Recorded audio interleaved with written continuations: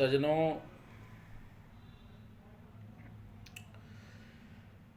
आज का जो समय है,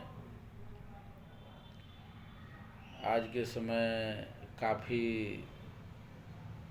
संवेदनशील समय हो गया है कि आज लोगों का जो है दिन प्रतिदिन जिस तरह से इस संसार के अंदर में हिंसा फैल रही है, जिस तरह से लगता है कि कुछ समय के बाद यह मानव अस्तित्व ही खतरे में आ जाएगा।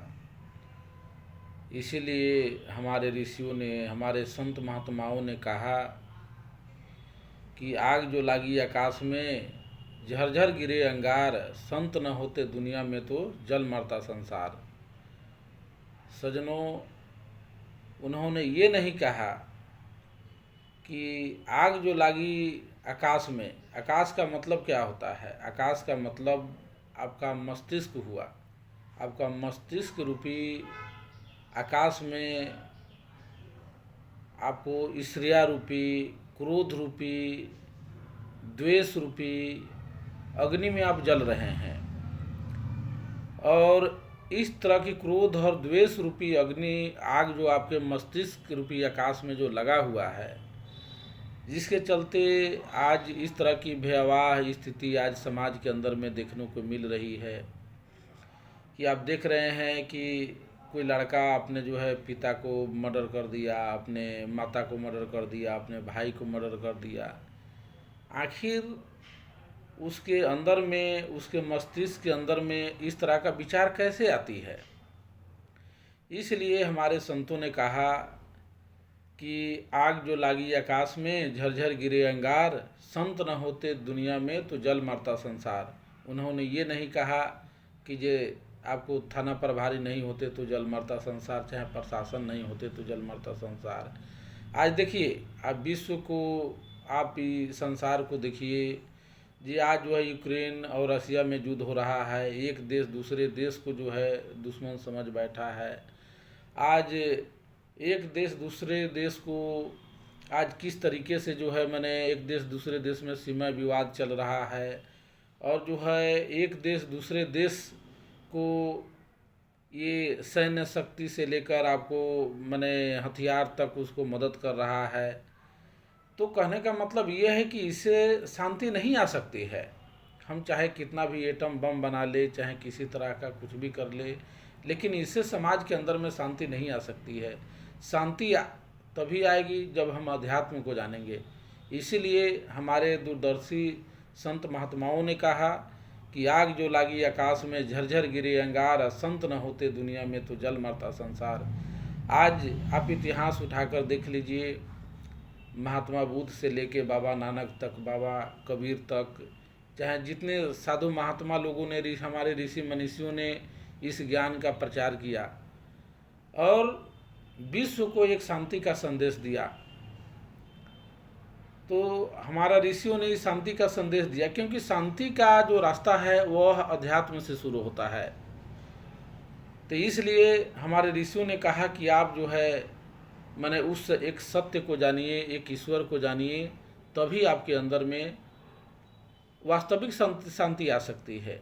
नहीं तो इस तरीके से आपको शांति नहीं आ सकती है। आप जीवन में, ये माया रूपी संसार में, आप रात दिन जो भी अपने दैनिक जीवन में कार्य करते हैं, उससे आपको कभी भी शांति नहीं आ सकती है।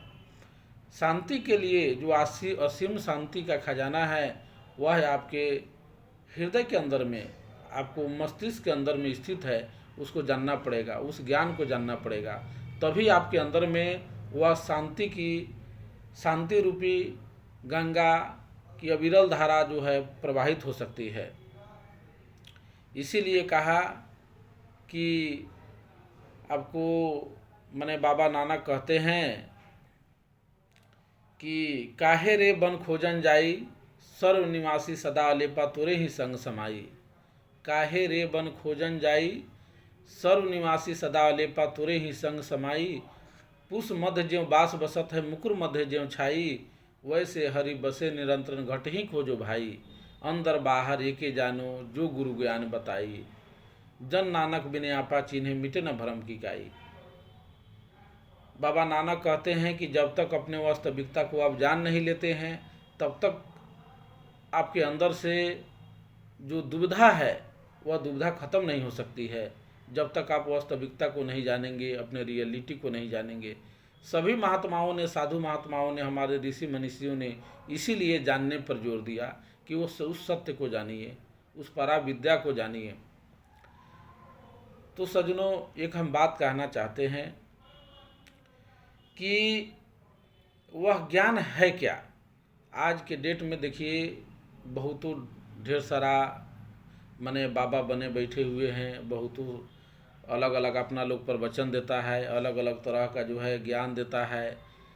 बहुत लोगों ने इस धर्म को ही अपना धंधा बना लिया है। उसे धर्म का ध शब्द भी पता नहीं है कि धर्म क्या होता है, धर्म को वास्तविक स्वरूप क्या है। यही प्रश्न एक बार धर्मराज से यक्ष पूछते हैं कि धर्मस्य किम लक्षणम, धर्मस्य कथ्यम कथ्यते, धर्म किसे कहते हैं। तो उन्होंने कहा कि तर्को प्रतिष्ठा श्रुतियो विभिन्ना न एको मुन्यस्य मतम न भिन्नम, धर्मस्य तत्वम निहितम, धर्मस्य तत्वम निहितम महाजनो येन गतः स पंथा। उन्होंने कहा कि तर्को प्रतिष्ठा, तर्क की कोई सीमा नहीं है। तर्को प्रतिष्ठा श्रुतियों विभिन्ना, श्रुति मीन्स वेद होता है, श्रुति एक नहीं वेद अनेक है। तर्को प्रतिष्ठा श्रुतियों विभिन्ना न एको मुनिर्णयस्य मतम न भिन्नम, और सभी ऋषि और मनीषियों का मत भिन्न भिन्न तरह का है, एक नहीं है। तर्को प्रतिष्ठा श्रुतियों विभिन्ना न एको मुनिर्णयस्य मतम न भिन्नम, धर्मस्य तत्वम निहितम गुहायाम महाजनेन गतः स पंथा। उन्होंने कहा कि धर्म का जो तत्व है हृदय रूपी गुहा में स्थित है। जिस रास्ते से महापुरुष लोग गए वही मार्ग है। तो सज्जनों, उस सत्य को हमें समझना होगा कि हृदय रूपी गुहा के अंदर में कौन ऐसा सत्य है। इसीलिए एक हम रोचक प्रसंग सुनाना चाहते हैं। आप लोगों ने सुना होगा कि एक ऋषि गंगा के किनारे बैठकर भजन किया करते थे। एक दिन वहाँ बैठे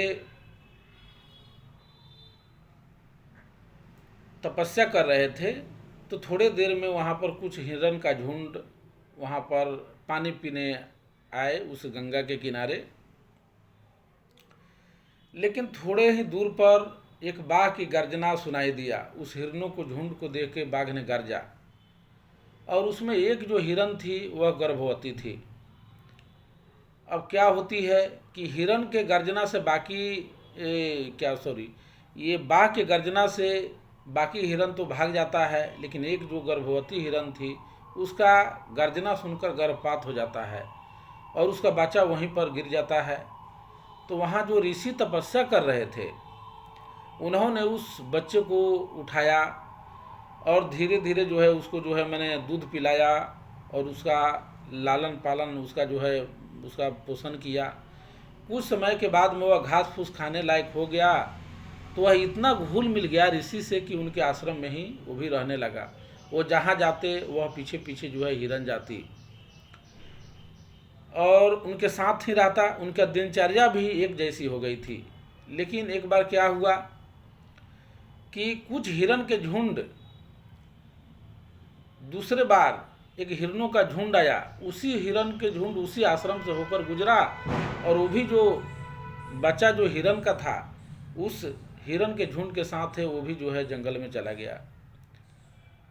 तो चला गया, ये जो ऋषि थे इनको हिरण से इतना लगाव हो गया था कि इनके अंदर इतनी ममता भर गई थी कि ये हिरण तो चला गया लेकिन इनके अंदर इतना उसके प्रति अगाध प्रेम था और इतना उनके प्रति जो है मैंने श्रद्धा थी, जिसके वजह से जो है इन्होंने उस हिरण के विरह में अपना प्राण त्याग दिए। और हिरण के विरह में जब प्राण त्याग दिए इसलिए उनका जो है जन्म आपको हिरण के जोनी में जाना पड़ा। तो कहने का मतलब है, इसीलिए भगवान श्री कृष्ण ने भी कहा कि अंत मता सुगता, कि अंत में जैसी मति होगी वैसे ही आपकी गति होगी। आप मरते समय में जिस चीज़ का स्मरण करते हुए आप प्राण को त्यागेंगे, उसी चीज़ के उसी के ही आप योनि में प्रवेश करेंगे। इसीलिए भगवान श्री कृष्ण ने कहा कि अंत मता सो गता, अंत में जैसी मति होगी वैसे ही आपकी गति होगी। लेकिन आप सोचेंगे कि ये कौन सी बड़ी सी बात है, आप तो कभी भी हम जब हम लास्ट समय में जीवन भर जो भी अपना काम करते हैं करते रहेंगे, मरने के समय में राम राम कह लेंगे, कृष्ण कृष्ण कह लेंगे, चाहे कुछ भी कह लेंगे, इससे हमारी भवसागर से हम तर जाएंगे। तो सज्जनों, ऐसा कुछ नहीं हो सकता है, क्योंकि आप जिंदगी भर जिस चीज़ का चिंतन करेंगे वही चीज़ अंत समय में भी याद रहता है। इसीलिए वह व्यक्ति जो हिरण का चिंतन करते करते वह व्यक्ति मर गया, इसलिए उनको हिरण के जोनी में जाना पड़ा। तो इसलिए ये ध्यान रखना चाहिए, आप जिंदगी भर जो चीज़ का साधना करेंगे वही चीज़ आपको प्राप्त होगा। इसलिए भगवान का जो भजन है, ईश्वर का जो ज्ञान है, उसको आपको जानकर उसको जीवन भर उसको अपने जीवन में उतारना पड़ेगा। और भक्ति करने का कोई समय कोई काल नहीं होता है। तो सज्जनों, इसलिए हम कहना चाहते हैं कि उस सत्य ज्ञान को जानिए, जिस ज्ञान को हमारे ऋषियों ने बताया, हमारे ऋषियों ने जनाया, उस सत्य को हम लोगों ने जाना। और उस सत्य का अनेक तरह पर अनेक हमारे शास्त्रों में हमारे शास्त्रों में अलग अलग तरह से उस ज्ञान का जिक्र किया गया है। इसलिए उस सत्य को हमें जानना है